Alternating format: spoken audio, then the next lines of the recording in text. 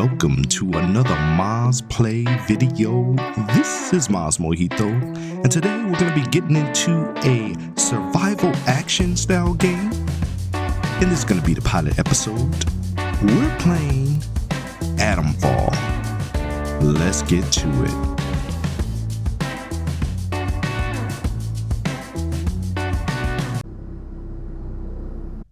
Windscale, the pride of Britain. Nestled in the picturesque Lake District, the state-of-the-art atom plant has transformed this rugged landscape into the envy of its northern neighbors. Scientific progress waits for no one, and the public has nothing to fear. The area will be reopened by Christmas at the latest. The situation is more complex than was at first understood. No military expeditions into the area have been lost. Where did you get such an idea? Perhaps by next Christmas. Oh, no more reconnaissance flights. The interference field is bringing down aircraft like clay pigeons. Let me be clear. Our experts are monitoring the situation, and I would urge everyone to remain calm. The situation in Cumberland is well in hand.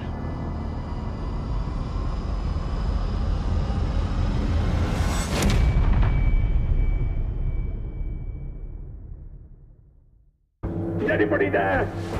I need help. Who are you? What are you doing in here? I thought this place was secure. Where's Dr. Powell? You don't know. Lying here in a sealed bunker inside the quarantine zone, and you don't know. Damn it, listen. I'll help you. Explain what I can. But I need your help in return, all right? You're trapped in the quarantine zone around the Windscale atom plant. That's where it all went wrong. The only way to Windscale is through the interchange. You'll need my key card, or you'll never get in. There are people, people who will help you escape, but they won't do it for free. I've lost so much blood. I can't think straight. There should be supplies nearby. Alcohol and rest. Stop the bleeding, please. Hurry, please.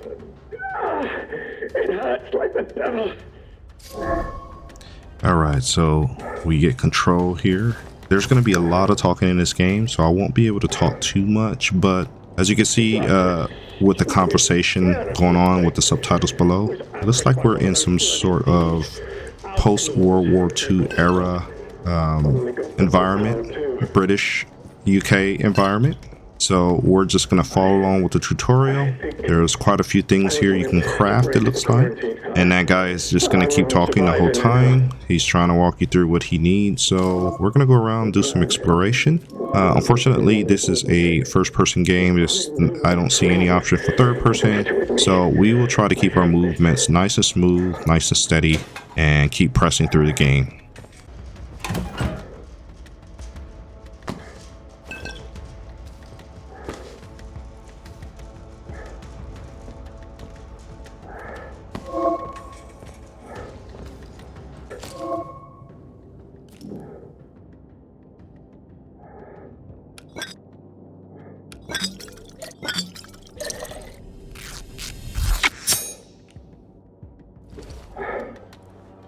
Please, a bandage. Please help me. Thank you. Delaying the inevitable, I'm afraid. But at least I can think more clearly now. Here's my key card. It will get you out of here and into the interchange. It doesn't matter what else happens. As long as the truth of this place gets out. Here are my notes. Everything I remember. It's not much, but it's all I can do. Now listen, there's still every chance that something bad may happen to me, and you shouldn't be here when it does. If I can ever repay you for helping me, I will. But for your own safety, you should go. Leave me. Go now. It's rare to find anyone who has the slightest spark of kindness in this place. It may help me to survive. I hope so.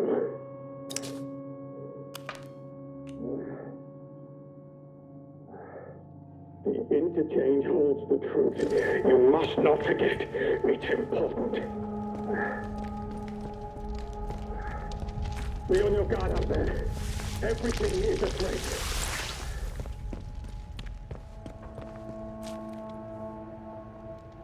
Quarantine protocol is in effect. This door must remain sealed.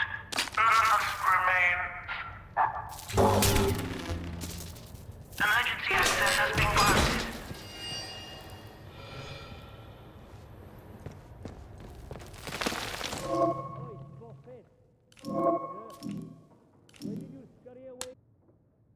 Now, no point in hiding, chum. I'm between you and the exit.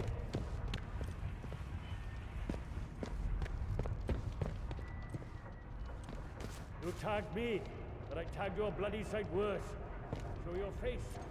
Let's get it over with, eh?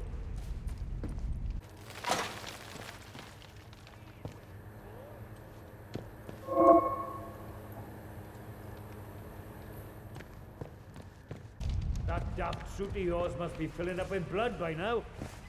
Let's just finish things.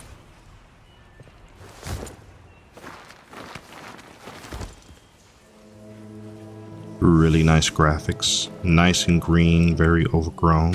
And so scrap is definitely something that we're gonna need here. We're gonna be running into these outlaws quite a bit, and they're not too much trouble, but when they're in a large group it does become pretty challenging.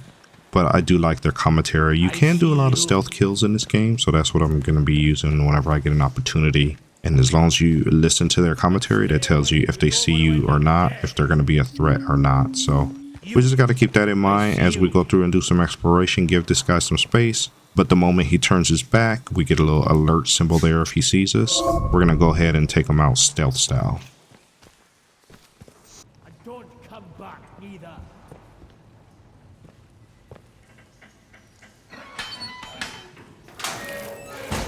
There you are.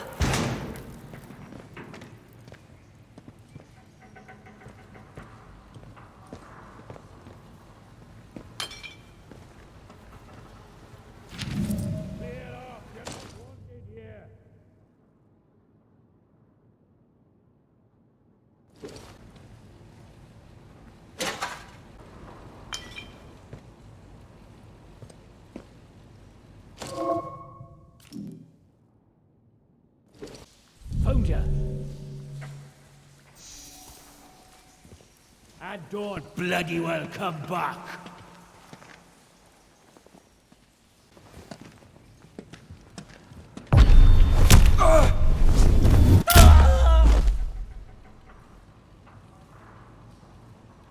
Alright, so now that we took this guy out, it's one less threat we have to worry about. We can continue to search around this room for any valuable loot, not only that we can use for selling in the future, but also for crafting. We've already accomplished the one guy's request as far as getting him bandages to patch him up, and now we're just headed out into the world. As we travel around, we will get these little magazines that are kind of like little Easter eggs.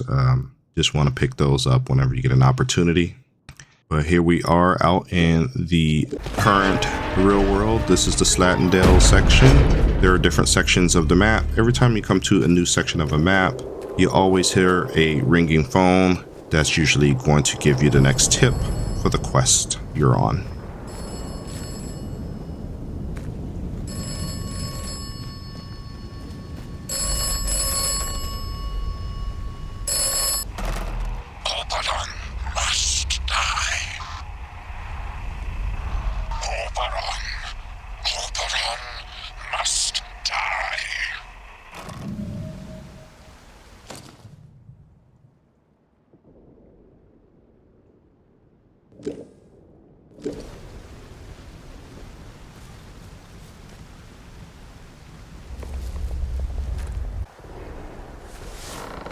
Alright, so those messages are get weirder and weirder, but that one made no sense. But they all kind of come in very cryptic like that.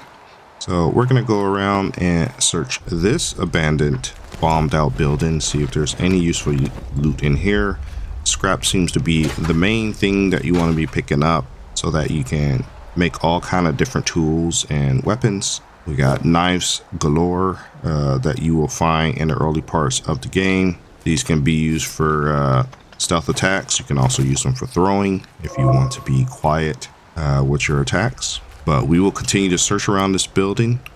There was a patrolling marauder that I happened to run to. Went ahead and took him out stealth style. Usually they give themselves away with either muttering or whistling or just noises in general, so you can pretty much take them down, and they have very poor line of sight, so it's pretty simple to sneak up behind them and take them out. A lot of times they drop very common loot. Most of the times it'll be a one-handed club, it'll be some ammo, some scrap. You will get to the point where your backpack starts filling up, so you do not have to necessarily take everything. You could just drop things on the ground or just leave them on the body if you don't have space for them. And these messages are going to be everywhere. Some of them really help you out with mini quests, kind of give you coordinates of where to look. But early on in the game, they really don't make too much sense because you're still trying to navigate the map and how this game flows.